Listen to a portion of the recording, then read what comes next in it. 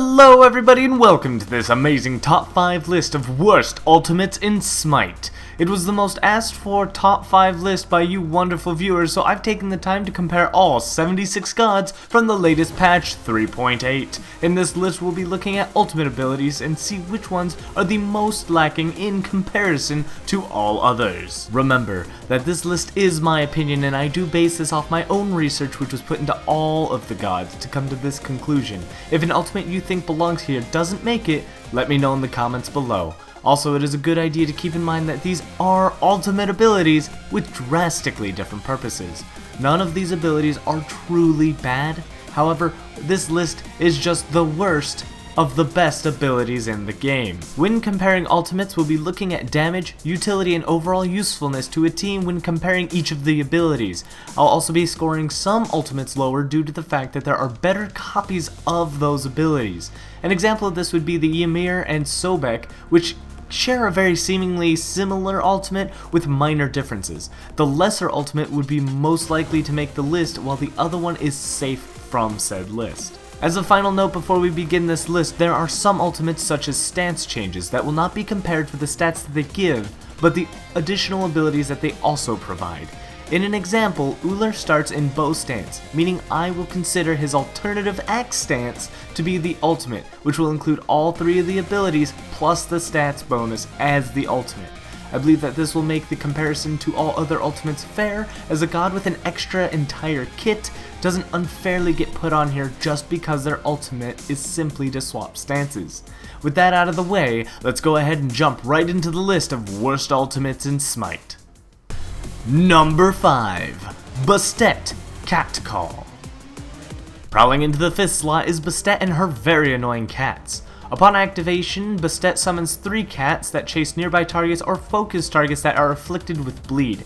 Each basic attack of each cat applies a slow to their target, and originally I thought this ultimate would be completely safe from the top 5 worst list, but after an in-depth look at their overall use, I kinda realized that the ultimate was more of an annoyance than a threat by the end game.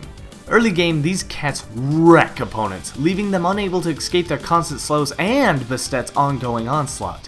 When you get to the mid game, that's where you'll start being able to notice that the cats start falling off, only getting a couple of kills for as long as relics are down or they don't have any anti-slows. And then finally, we hit that late game where these cats just completely fall off.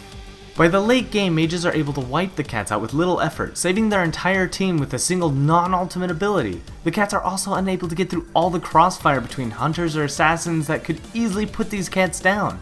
At this time in the game, they're just more of cannon fodder than they are of any real use towards securing kills. Hunters should be able to lifesteal off of them, causing Bastet a bit of pain when trying to secure those pesky carries. However, I can't deny these cats do great early game, and they have amazing potential to backdoor. However, the overall damage by the late game and the potential with the team is very lacking in comparison to others. Another similar ultimate, though, that bests these kitty cats is Tusky. With a charging stun and invincibility for backdoors, these cats just lack in comparison to the Hunter summon, putting them where they belong, back in their pins.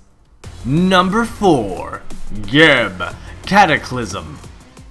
My beloved hunk of earth makes the 4th slot with an ability that will be very hard to get past people when it comes to labeling the top 5 worst ultimates. What a shame.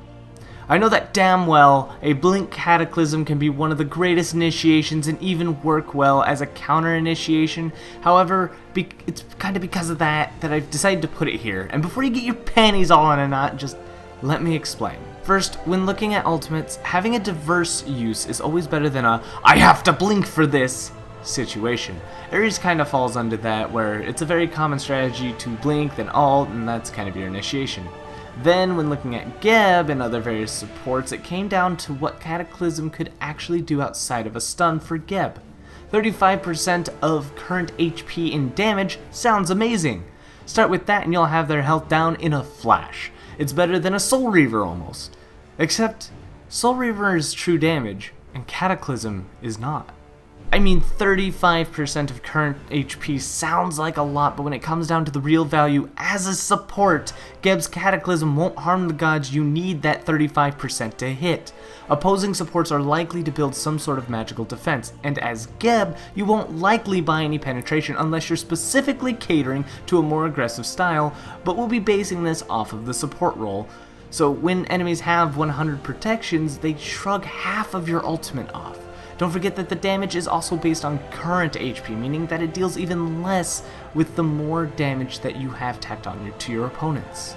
Finally, this ultimate will not kill either, rendering this ultimate to literally just the stun. And I love Geb personally, don't get me wrong. I wouldn't have ever thought to place him on this list either, but when comparing it to other ultimates, the control just isn't that good. It's just a stun. It's instant, but it's literally just a stun, which can be purified or reduced in time by diminishing turns from other crowd control. On top of that, you can look at Sylvanas for a much better similar ultimate. Sylvanas' Wrath of Terra has a very similar range, being a giant AoE around the Guardian that also makes them CC immune, but it pops up the enemies caught into it. And what a pop-up does that makes it so much better is that it can't be cleansed, excluding Jingwen's dash. And not only that, Sylvanas can kill someone with his ultimate, making it a very useful tool. In comparison to Wrath of Terra from Sylvanas, Geb's Cataclysm is just a worse copy, landing it in the 4th slot of my list. Number 3. Jing Shen, Whirlwind of Rage and Steel. Oh man, back in Season 2, Jing Shen was such a powerful release god. He was a guardian capable of dishing out tons of damage like Ares, but also able to perform so well in lane. Not to mention his ultimate was at the time so very painful to be hit by. The ultimate does not deal a lot of damage due to it striking up to 3 times, but has some massive control. Originally this ultimate was such a powerful tool, but looking at today's season, he's a bit weaker than we've all come to know. So first, the damage is a bit lackluster, as Guardians are known for their high base damage. However, it's got a little bit more scaling than usual. I could see that the damage is low simply because the control of this ultimate is amazing, so it's there to kind of balance that out. Being able to throw entire teams in a single direction lumped together is very much like Ares' ultimate. The problem that is shadowing over such glorious ability though is the very, very long charge up. Taking his sweet time, Jing Shen likes to let his opponents know with that excruciating slow start that he intends to pick them up. It takes little to no effort to react to this ability with a dash or a jump just to get out of the way. And even if you got your opponent tagged in it, they have plenty of time while you spin them in circles to purify the whirlwind before the pop-up happens. I placed this third on the list simply because it's a delayed ultimate similar to Ares. However, Ares is able to instantly confirm the connection of the ultimate, and the control is a bit delayed after the fact. On top of that, Ares comes with higher base damage, complementing the Guardian's raw power. All that, Ares enforces is CC immune abilities or relics, where Jing Shen could just get a dash or 2 down, and then if they don't dash, they still have CC immune ultimates or abilities and or, relics. Ugh. Number 2. Jingwen, Airstrike. Flying their way into number 2 is Jingwen with one of the worst hunter ultimates to date. I've tried my best to love this god, I have, but I love the idea of her. She's a very fun god, but when looking at her compared to all other hunters, she has one of the weakest and lacking ultimates. Not only does it lack in damage, but it is a very slow startup, making it very much like Jing Shen. It's easy to dodge, giving opponents enough time to get out of the way. And then even when landing the ability on enemies, they're bound to survive and are able to continue to fight you. However, to make up for that, you're able to float in the air for a short while afterwards and choose where you land.